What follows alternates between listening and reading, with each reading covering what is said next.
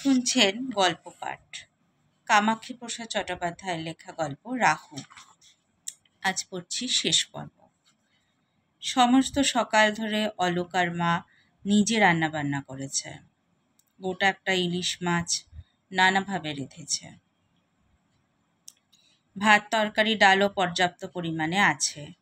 তাছাড়া মিষ্টি, দই, রাবড়িও আনানো হয়েছে। বাড়ির চাকর বাকরদের মধ্যে চাপা একটা উত্তেজনা। ছোট ছোট ছেলে মেয়েদেরও বুক ধকধক করছে। পাড়ার কয়েকজন মেয়ে খবর শুনে রাহুকে দেখতে জমা হয়েছে। বামুন দিদি কখনো মিথ্যে বলে না। দুপুরবেলায় উঠোনে জোড়া কলা পাতা পেতে সব রকম খাবার অলকার মা নিজেই সাজিয়ে দিল। বামুন দিদি এলো খানিক পরে, তবে তার সেই সদা প্রফুল্ল মুখে যেন কালি পড়েছে। ছেঁড়া সিল্কের চাদরটা জড়িয়ে দোতলার বারান্দায় চিকের আড়ালে অন্য মেয়েদের পাশে সে চুপ করে বসল।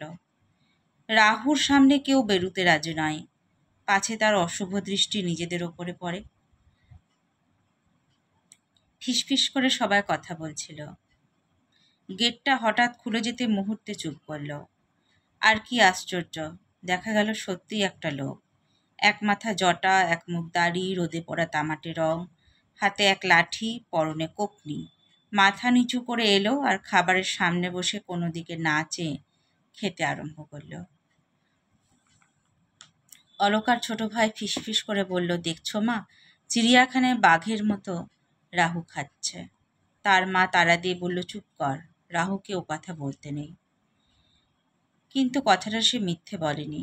একটা ক্ষুধার্ত জানোয়ারের মতো শব্দ করে সে খাচ্ছিল। আশ্চর্য ক্ষিপ্রতায় রাহু খাওয়া শেষ করলো। চোখে না দেখলে বিশ্বাস করা যায় না যে কম করে 3 জন লোকের খাবার একটা মানুষ কখনো খেতে পারে। তবে রাহু তো আর মানুষ নয়, সেই জন্যই বোধহয় মেয়েরা বিশেষ আশ্চর্য হলো না। পাশের ঘটি থেকে ঢকঢক করে খানিকটা জল খেয়ে রাহু মাথা নিচু করে যেমন এসেছিল তেমনি বেরিয়ে গেল। তবে যাবার সময় তার পা দুটো যেন সামান্য কাঁপছিল। সবে তখন সন্ধে হব। কলেজ স্ট্রিটের এক জায়গায় লোকের ভিড়। একটা ভিখিরি বমি করে অজ্ঞান হয়ে পড়ে রয়েছে। তার চারদিকে ময়লা আর অসম্ভব দুর্গন্ধ। ভিড়ের মধ্যে একজন ডাক্তার ছিলেন। নারী দেখে বললেন, এখনো আছে, তবে বেশিক্ষণ বোধহয় থাকবে না, আপনারা সরে দাঁড়ান, মনে হচ্ছে কলেরা। কে একজন অ্যাম্বুলেন্সের জন্য ফোন করেছিল। ঘণ্টা 3 পরে যখন অ্যাম্বুলেন্স এলো তার অনেক আগে লোকটা মরে গেছে। কাছাকাছি মানুষ বড় একটা নেই, শুধু মাছি ভনভন করছে। সে রাত্রে আবার আকাশ কালো করে বৃষ্টি নামলো। বাংলাদেশে দুর্ভিক্ষে তো দেখা দিয়েইছে, এবারে বন্যা এলো। গ্রামের পর গ্রাম উজাড় হয়ে যাচ্ছে, মাটির বাড়ি ধসে পড়ছে, গরু বাছুর ভেসে যাচ্ছে, মানুষ গাছে উঠে বাঁচবার চেষ্টা করছে।